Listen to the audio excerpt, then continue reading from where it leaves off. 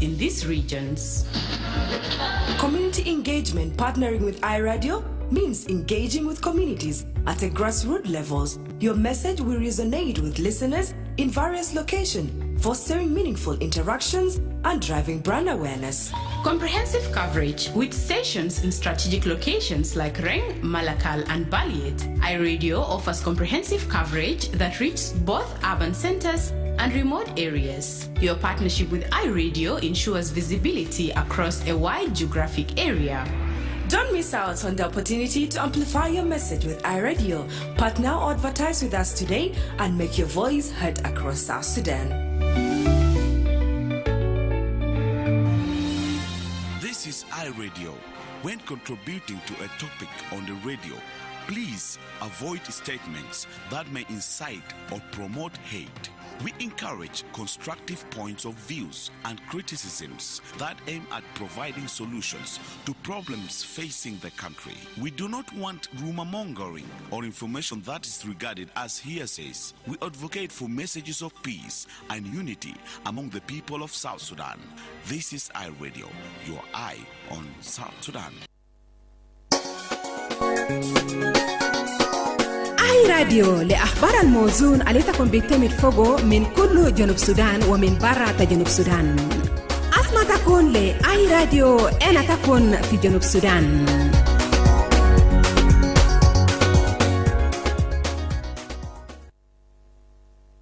The Dawn on iRadio.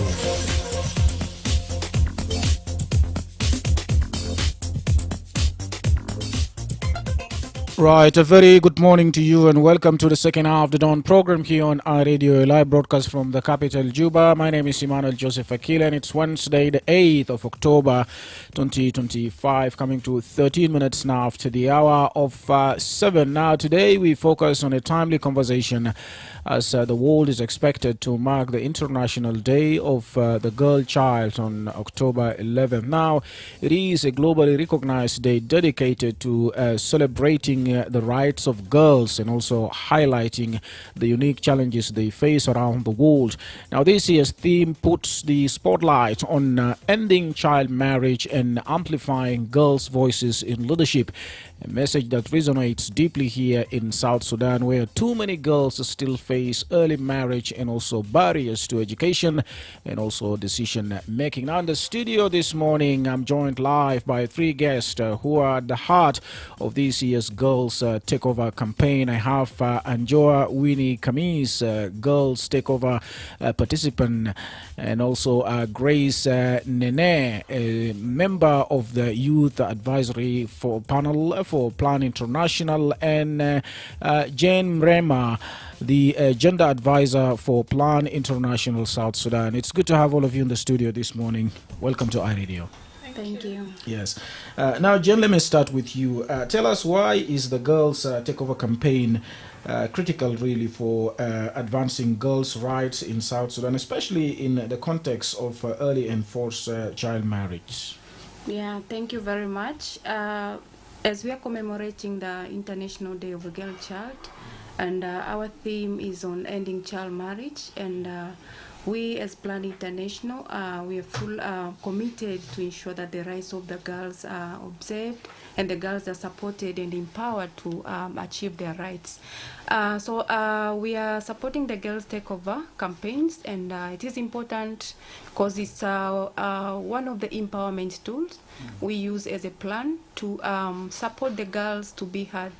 We want to the girls' voices to be heard to many peoples, and most especially to the leaders, to the people with the influence. So the Girls Takeover campaigns give the opportunity for a girl child to step into different leadership roles, and the main purpose is to empower the girls, that they are able, they have the leadership skills, they can exercise their leadership skills, and also influence their rights.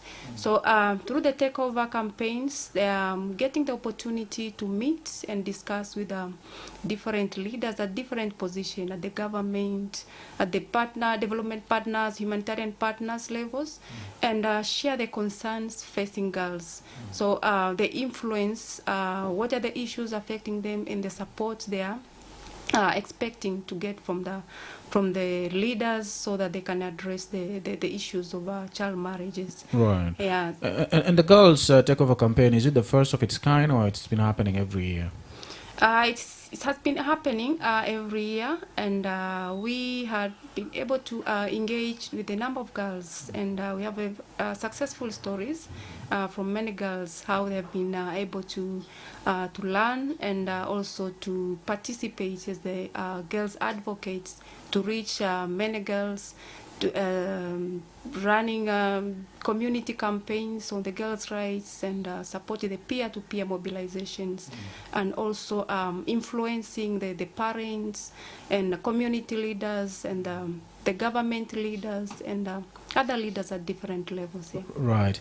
And Winnie, let me come to you. Tell us, what personal challenges have you faced as a young girl here in South Sudan, and how has participating in the girls' takeover helped you to confront them? Okay. As a young girl, I'm not only going to talk about the challenges I'm facing, but also the challenges other girls are facing outside there. Yes. So, on regards to early marriage, one of the challenges girls are facing outside there is cultural practices. So, some cultures in Africa, particularly in South Sudan, some cultures encourage early marriage. A girl at a young age is given out for marriage, yet it is not her choice. So this is one of the problems facing girls. The freedom of speech is pressed. They are not given the freedom to choose whether to get married or not. So the parents choose to give their girls out for marriage at a very young age, which is abusing their rights. Then I would also like to talk about the gender norms. In African society also, our parents or the leaders, the cultural leaders, feel that girls are meant to do home chores like washing utensils, washing clothes. They're only taught how to do homework. So they feel like taking a girl to school is a waste of time. They feel taking a boy to school is better than taking a girl to school. After all, the girl will be married off after education and will bring no impact to the family. So by that, they decide to give their girls off for marriage. So another challenge facing girls is that another challenge is poverty. So poverty has also led to early marriage in South Sudan. So this is when our parents have no money to take us to school. So the only thought that comes to their mind is to send us off for what? To send us off for marriage. Then also bad peer groups lead to early marriage. Bad peer groups lead to early marriage. This is through the advice we get from friends. Some friends do mislead girls. Like, for instance, if I share with a friend of mine that, my parents have no money to send me to school and all that. So you find out that some of my friends will advise me that, do you know what? You rather get married than what? Than just wasting time. If your parents have no money to send you to school, just get married. Then also limited access to education. In South Sudan, the schools that offer free education are limited. That is to say, universal primary education and universal secondary education. So in areas where girls have no access to such services, they ought to get married because they have no hope for a better future. Right. Grace, let me come to you now. As a young youth advisory panel member, How do you really see young people's voices currently being included or even excluded in decisions making girls' rights in South Sudan, decisions that are affecting the girls' rights here in the country? I mean, we don't get a lot of opportunities to raise our voices and concern, but at least I see now we are trying to. Like for me, I sit in the Youth Advisory Panel. So it is a platform for us to raise our voice. So before, we don't used to have these opportunities to speak up on our rights, but now we do have. I mean, and I don't say we, like everyone has, but me personally, that has the seats in the Youth Advisory Panel, I can speak on behalf of the other people out there. So I see there's a little bit improvement in giving the youths the space to speak their minds and give their decisions on the rights of their own. Right. And Jane, let's talk about Plan International. How do you ensure that girls' voices are not only heard, but actively influence policy and decision-making processes here? Yeah, as Plan International, we are supporting the girls' rights, and the girls' voices is at the center of our programs. And so we do a lot of interventions on first, child protection, which is one way of preventing child marriage, where we do the community mobilization and awareness. We also support the access to services to ensure that the girls are accessing the basic rights, especially the protection rights and prevention of gender-based violence. We also implement the education programs as a tool to support the empowerment of girls and also preventing child marriage. So when it comes to their voices, the girls are participating in all the processes in our programs, starting from the initiation process. Like we are developing the programs. We want to understand what the challenges they are facing as I've been speaking.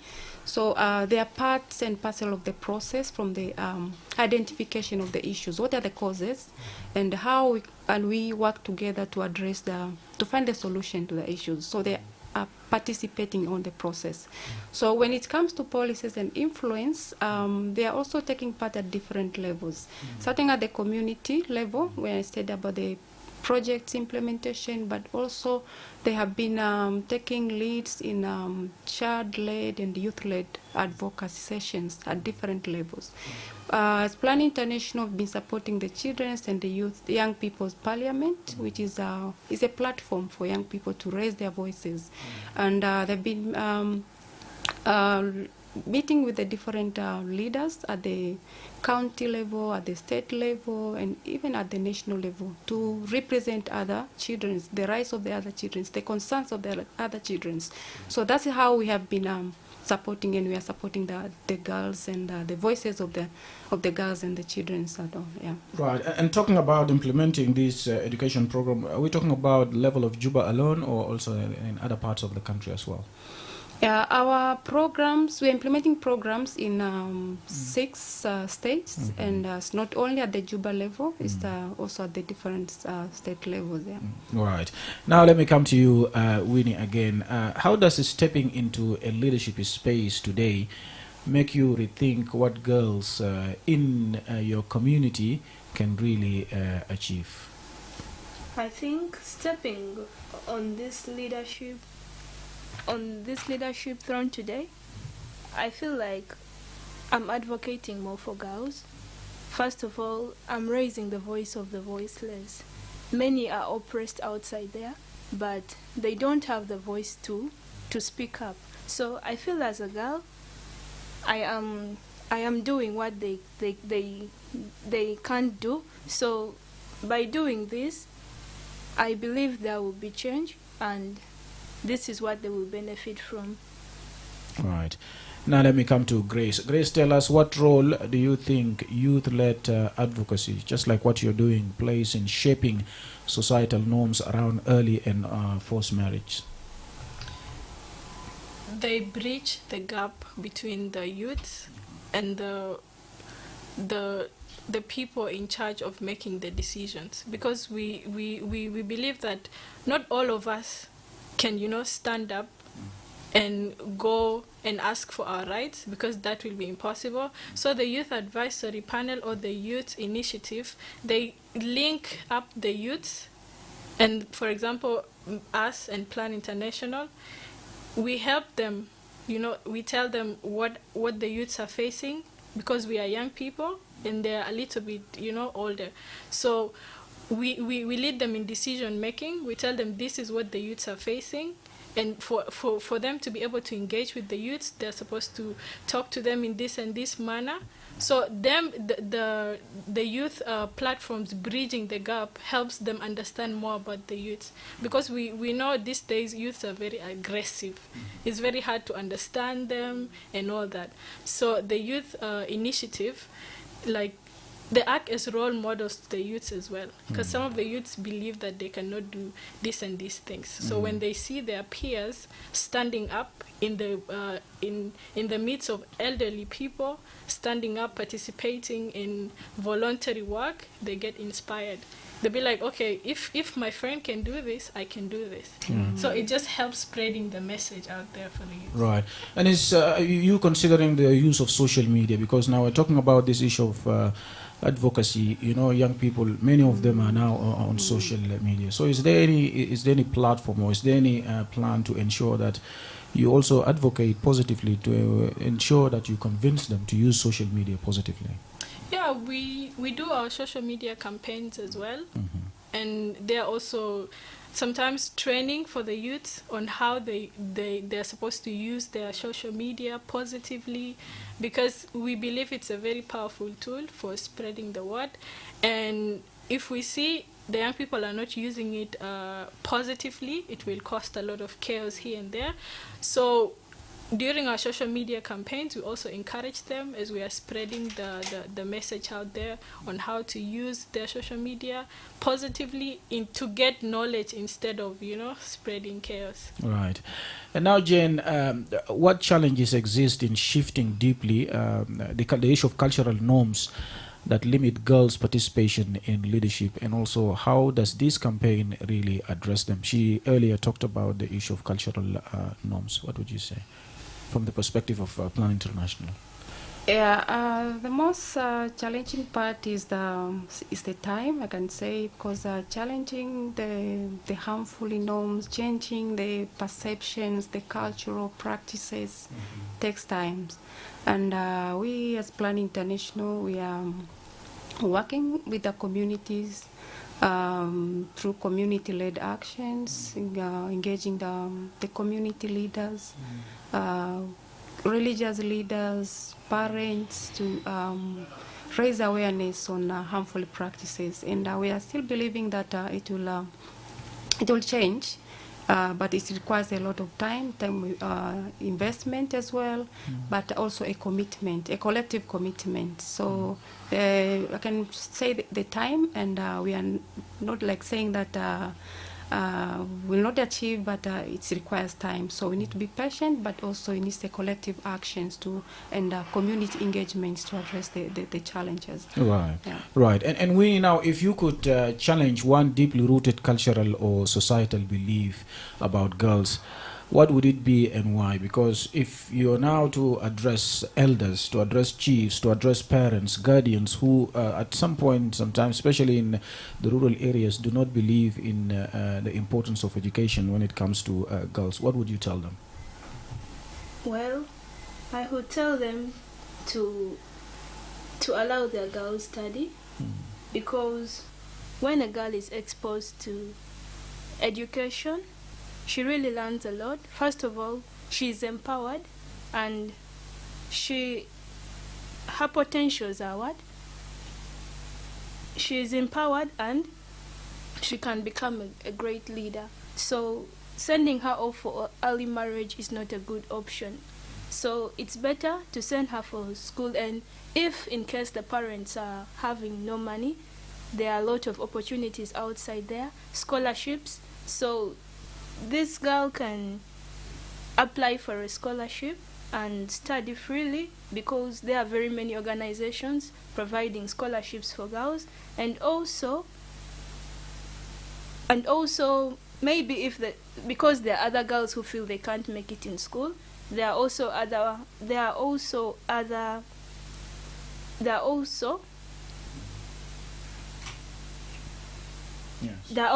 opportunities outside there.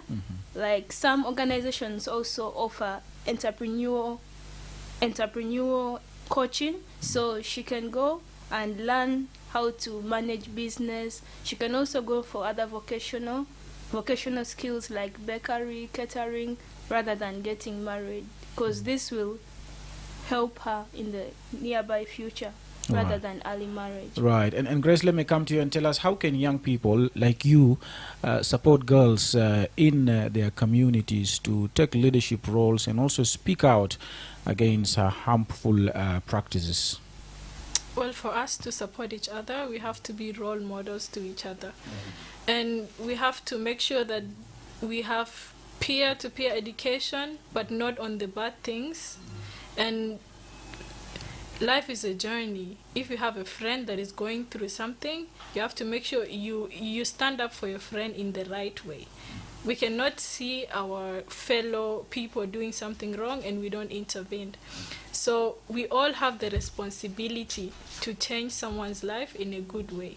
So if we see our peers doing something wrong, we have to make sure we chip in and teach them the right way, because some of them don't get the right advice. Some of them might not be having the guidance to teach them. So the young people that has the access in the right information and has the people to lead them should not keep their informations for themselves. If you're taught somewhere, you have to make sure you come up and you also teach your other age mates. Right, that brings us to about 27 minutes to the top of the hour. You're still listening to the Dawn program. It's now time to pick a few calls before we can continue with the program. If you have any question or comment to our guest in the studio, it's time. بنتكلم في موضوع بتاع الحوار في الوقت المناسب ده، وده من المتوقع انه يحتفل العالم باليوم العالمي للفتاة او للبنات، وده حيكون في يوم 11 في الشهر ده، وده يوم معترف به عالميا ومخصص للاحتفال بحقوق الفتيات والبنات وتسليط الضوء على التحديات الفريدة اللي بيواجههم حول العالم وبالتحديد في جنوب السودان. The number to dial is 0911 or 22986 or preferably you can send a text to 13986. Remember, we're also live on our Facebook page. You can drop your comment or your question there. ونقدر نرفع المكالمات. Radio. Good morning, Emmanuel. Yes, good morning. Yeah, thank you. This is Jane. Jane in Wa, welcome.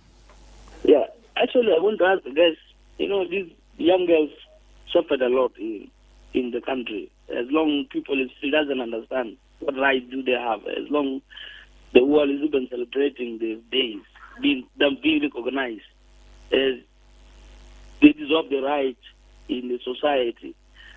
And still is very hard for the country. I'm asking the guys, what do they do to make sure that these girls in the grassroots level are the most suffering? Actually, in town is better understand. People understand the right of the girls. They take them to schools. But in the past, to them to the parents, and still people want to give them to the West and survival, because as long as they bring house or dowries. How will you read them? Because they are the most one suffering. No food. All right, thank you, Deng Deng. We continue to face this communication problem with our guests, or let's say with our followers there in Wow. So when you call, get straight to the point so that we can get your questions. But thank you, Deng Deng. We got some of it, and let's continue to pick few calls. 0911 or 22986 or you can send a text to 13986 نتكلم في موضوع بتاع تجهيز الجنوب السوداني انضم لبقية دول العالم للاحتفال باليوم العالمي للبنات، وهذا اليوم اللي فيه هنتكلم عن التحديات بواجههم.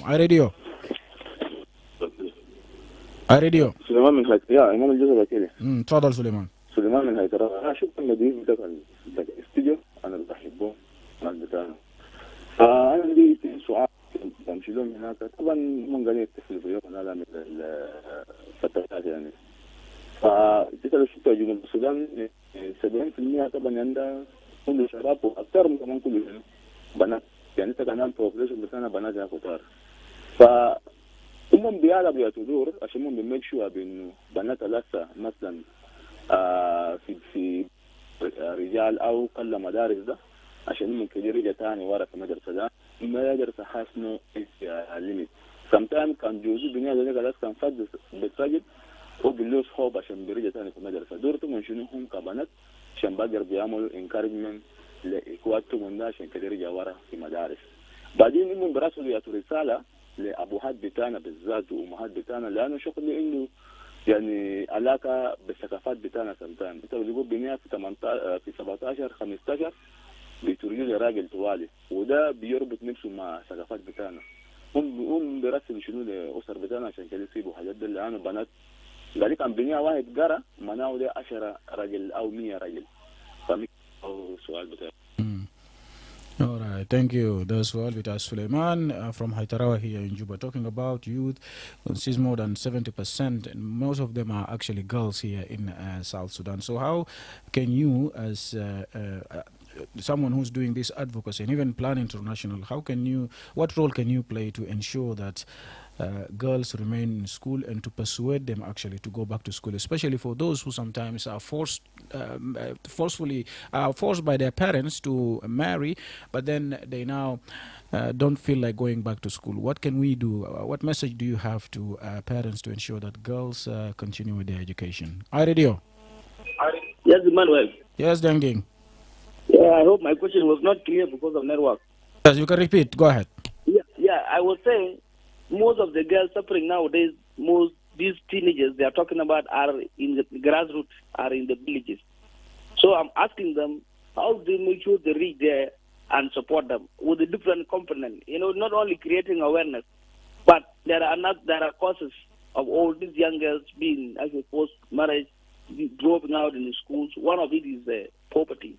The parents are very poor, and they have already have children who are the teenagers now. So you get these young girls dropping out from the villages, coming to the towns, loitering around, which is not good at that age. So how will you help with those, making sure that they are given food at home and make sure that maintain them at home? Because this is a priority. If the girl is able to eat at home, we'll maintain them. Second, how do you make sure that education reaches them in those villages to make sure that men at homes and they go to school, they come back to school, they get what they want? And the third of it is that how do we make sure that they are also support hygienically, because this is ministerial hygiene, so another thing in the villages, and they need them. I think Plan International is actually leading this issue about ministerial hygiene supporting young girls. So this is my third thing in one component. Thank you. All right, thank you, Deng Ding. For your questions. Now let's pick one more call before you can come back to our guest in the studio. For about 21 minutes to the top of the hour, you can still dial 0911 or 22-986-986. And remember, also live on our Facebook page. You can also drop your comments there. قدم سؤال بتاعك قبل ما ضيوفنا يجاوبوا على الأسئلة في الاستوديو. راديو لأخبار الموزون علي تكون بيتمر فوقو من كل جنوب السودان ومن برا جنوب السودان. أسمع تكون لأي راديو أنا تكون في جنوب السودان. Good morning, it's iRadio. This is iRadio, your eye on South Sudan. مرحبا بك مرة ثانية مستمع راديو في كل مكان 20 دقيقة برأس الساعة. Let's now probably come back to our guest in the studio to respond to some of the questions before we can continue with the calls. Yes, Jen, let me start with you. Okay, thank you very much for the questions, and I'd like to respond to some of the questions, especially on the advice on the education, yes. How they can advise the parents to support the girls' education. As a Plan International, we are promoting access to education, and this is special for girls, and we understand the challenges, the barriers girls are facing. So through our programs, we promote access, the enrollment, and we are implementing the education programs in different states, and we are also supporting the safe environment in schools to address the other challenges which are hindering girls to stay in schools and continue with education. The issues of menstrual hygiene is one of our priorities, so where we support the vulnerable girls to access the menstrual hygiene items. Also, we provide the education on how to make the reusable sanitary pads so that they can sustain and be able to access the menstrual hygiene materials. Apart from that, we also addressing the other basic needs, especially to support the girls, like issue of the sanitation facilities, scholastic materials, ensuring the girls are safe in schools when they're at school. So that is one way, and it's part of the formal education, but also we're supporting the informal education, and this is special for the girls who are out of schools, especially the adolescent mothers who are already out of schools with their babies. So we are encouraging the parents to take them back to schools, and we also support them with the basics facilities or basic needs they need so that they can continue the education. So apart from that, the formal and informal, we also have the enterprise skills, the vocational skills, which is also an opportunity to give them the opportunity to access to have the skills so that they can be able to get the employment or employ themselves or get a decent jobs or participate in the income generating activities and sustain themselves instead of opting for early marriage or child marriage. So that is one way of supporting the girls' education. So we're encouraging the parents that there is opportunity for the girls. It's a girl's right to access the education. So even if the girls is out of schools, there's still another chance to send her back to schools or to go for alternative way, enterprise and vocational skills trainings. The other question is on the poverty. We understand poverty is one of the drivers of child marriage. And as Plan International, through our programs, we are addressing the issues of poverty, supporting the household economic security, like working with the parents in promoting the livelihood opportunities, so that they can participate in income generating activities. We have programs on improving the savings groups so that they can be able to get the capital to establish the income generating activities. We also do implement agricultural programs so that they'll be able to participate in the agricultural production to increase the food security in the household, but also being able to participate in the agribusiness, selling the excess from their produce. This is also one way, but also apart from that, we have the entrepreneurship skills, which is also an alternative for the parents to be able to participate in income generating activities and get income, and so that they can support the family and to address the issue of food security so that the children will be able to get enough food. Apart from that, we also reach the vulnerable communities, especially in different states through the food assistance, food distribution, which is also helping the families to access food, but also for the children to be able to access food. And for the food distribution is not only at the community or at the family level, but also we have integrated in the schools program so that the children, especially the girls, will be able to get the food when they are in school so that they can be able to attend the classes and able to access their education rights. Right. So the other question, maybe I can leave to the young people. Yes, when you can pick one and then later you can add Grace. Yes. Well, let me just talk about how we reach the girls in the grassroots level. Yes. I just want to remind us that not all of us are from Juba here. For example, Winnie came from a different location just for this program. So whatever we're doing is not only for the youths in Juba. Even the youth advisory panel is not only comprised from people in Juba. We have people in Numile and the other locations that Plan International is working in. And we also, like, for example, Winnie is brought here to experience the leadership firsthand. And Winnie is going to be used as a peer tutor to the other people in the grassroots. So we make sure we bring the girls from the different locations to also come here and experience and see how it is done here in Juba, and how the leadership is run. So we don't want people to think that we are only focusing on people in South Sudan, Juba particularly, but we also bring the girls from the field locations to make sure that we have equal representation. Right. Yes, Winnie, you want to add something? I think they have talked a lot. They have talked a lot. So I only have advice to the girls. So to the girls, to end early marriage, we need to speak out when we are oppressed. So we should always say no to early marriage. Be it our parents sending us for it, or any other person, we should always say no to early marriage because it limits our potentials. We as girls, we are capable of doing a lot. We are really capable of being great leaders, capable of being great mothers and all that. So we need to end early marriage. So we the girls, we also have a part to play in ending early marriage by saying no to it. That's my advice to other girls outside there. And also those in school, we should take school as our best friend, because through school we are able to do a lot. Through schools, because school acts as an eye-opener to us.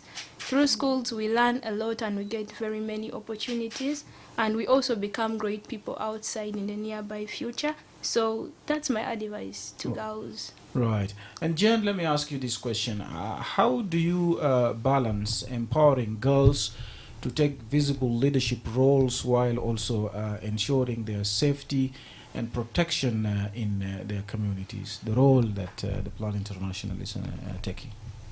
Yeah, Plan International protection from violence is one of our main focus of our main program. And in everything we do, the safety of the children comes first. So we normally conduct the risk assessment to ensure that we identify any potential risk when we are engaging with the children. And so we come up with the mitigation measures to ensure the children are safe. And this is a collaborative effort, working with the children, working with the parents and the caregivers to ensure that they are also participating in the protection of the community. That is the main strategy we've been using. But also at all times when the children are participating in the programs, we ensure that there is a support from a plant staff or from a caregivers or from a parents to ensure that the girl is protected, is safe to participate. But the other thing is ensure that the children, they are parts of the process, their planning process.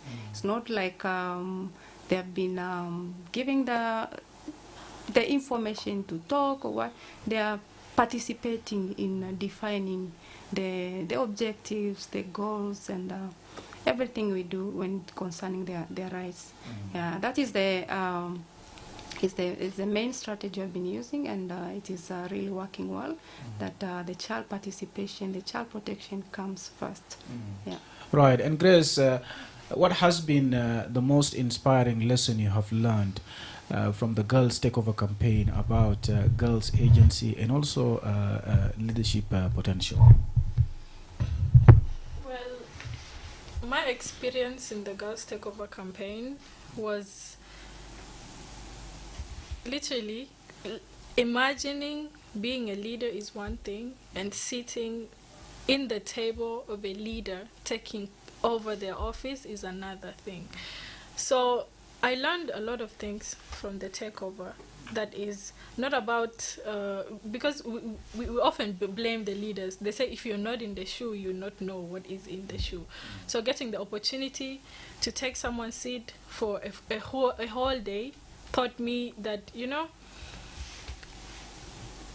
the things that we don't see, like, we cannot judge, because, like, most of the girls, they believe that I cannot be in this position. Honestly, for me, I did not imagine I'm imagining me being in that position, but it was just like living a dream in the moment. And it also changed me a lot as a person, because before I used to have, this mindset of, I cannot talk in front of people, I cannot do this and this and this. But walking in and out of the office changed me as a person, because I went with a different mindset and I came with a different mindset. And most of the girls, they learned a lot of leadership skills, and I learned a lot of leadership skills. And me seeing other women also sit in the higher positions, engaging with them, because you don't only meet few people, like you take the role fully, like you be in that seat, you do exactly what the person does from morning to evening. So it just broadens your mind. It expands your knowledge. It teaches you a lot of the importance of education, and the importance of empowering your peers as well, because you be in that seat and you be like, I wish my other peers can also come and experience this opportunity that I get. So you learn the importance of believing in yourself, dreaming big, the importance of making sure that what you want, you go look for it, because most of the time we sit in our places thinking that opportunities will come to us. As a lady, if you want to get something, you have to go look for it, so that the opportunities will get you and you'll be able to experience the leadership skills, so that you'll be able to teach other people as well. So you'll be a go-getter. Yeah. Yes. Now, let me come to Winnie. Winnie, what message would you like to send to other girls in South Sudan who feel their voices are often silenced, or sometimes people do not listen to them, but then they want to express themselves, but they feel isolated? What would you tell them? A word of encouragement. What I would tell to those other girls is that they shouldn't feel that they are left out. Besides what they're going through, there are others who are also going through, and there are also other people who are fighting for them, like me. So we are really advocating for them, and we ought for the best for them. So my advice to them is, amidst all the challenges they face, they should always remember to be strong. Challenges may come their way. Parents may send you off for marriage, but all in all is being strong and fighting for the best. All right. Now let me come to, we're about to wind up. We have about 6 minutes to conclude our interview. But then, Jen, let me ask you this. How can campaigns like this one, Girls Take Over, serve as a model for long-term sustainable empowerment of girls across the country and also beyond, probably? Yeah. At first, this is a collective effort, working with the girls, because not only Plan International, we are working with the girls, so they are collaborators, and at the same time they are the right holders, but also we are working with the partners. So working in a collaboration is one of a good approach to sustain, but also to support the girls, to facilitate the peer-to-peer sensitizations, educations at their community levels. As they mentioned, the girls are coming from different states, and they have learned a lot, and they are still participating in the different leadership positions. And when they go back, our expectations that they will disseminate the knowledge, the information, the experiences to the other girls. So that is one way of sustaining the girls' movement, the girls' empowerment programs. Yeah. Right. Now, I'll give you each 1 minute for your last message before we can wind up our conversation. Winnie, let me start with you. What's your message ahead of the International Day of the Girl Child? Okay. Mine is just advocating for the end of early marriage in South Sudan. So we all have to fight against early marriage. To early marriage that hinders so much the potential of girls, and I think we the girls, we are not alone in it. We have to join hands with organizations and government to fight against early marriage, and not only the organizations and government, cultural leaders and religious leaders, parents too. We need to play our roles towards ending early marriage, such that in the nearby future we see our girls shine with their potentials. That's my message. Right, thank you for that. Grace, it's your turn. Well, my message is mostly for the parents. Let our children be children. Let us not steal their childhood dreams in the name of early marriage, because it doesn't only affect the particular girl that is facing it, but it's going to affect the whole generation, because the child you're sending for marriage is going to raise another child, and the cycle continues. So let us make sure that when we are sending our girls out for marriage, they should not be children, like children 18 below. They should be matured people, because we want to break the cycle. We want to make sure that our mothers are well educated for them to raise better children, to make sure that our future that we are looking for will be very bright, because we have educated mothers educating their children, and the cycle continues. Right, thank you for that. Yes, Jen. My message is to the governments and to the parents, and the government is it's a call for action to enforce the child protection laws, and I believe that through the enforcement of the laws it can help to prevent the child marriage. And to the parents, encourage the parents to prioritize girls' education, because it's a powerful tool to prevent the child marriage, but also it's a powerful tool to empower the girls to have the future. It will also help to address the poverty. So it's a call for action to all actors that ending child marriage is a collective responsibility. Let us empower the girls, and let us support the girls' education and the girls' rights. Right. All right, thank you all. Anjoa Winnie Kamis, Girls Takeover participant, Grace Nene, a member of the Youth Advisory Panel for Plan International, and Jane Mrema, the Gender Advisor for Plan International South Sudan. Thank you all for joining us on The Dawn today. Thank you. Thank you. Right, and with that, we have come to the end of the Dawn edition for today. Do join us again tomorrow at the same time to get the latest on what's happening in South Sudan and beyond the borders. Up next, news in Arabic. On behalf of the Dawn team, Paulina Athier, Awan Moses, and producer Diko Di Andrew, this has been Emmanuel Joseph Akile. Do have a great day. Stay safe, stay blessed. We meet again tomorrow.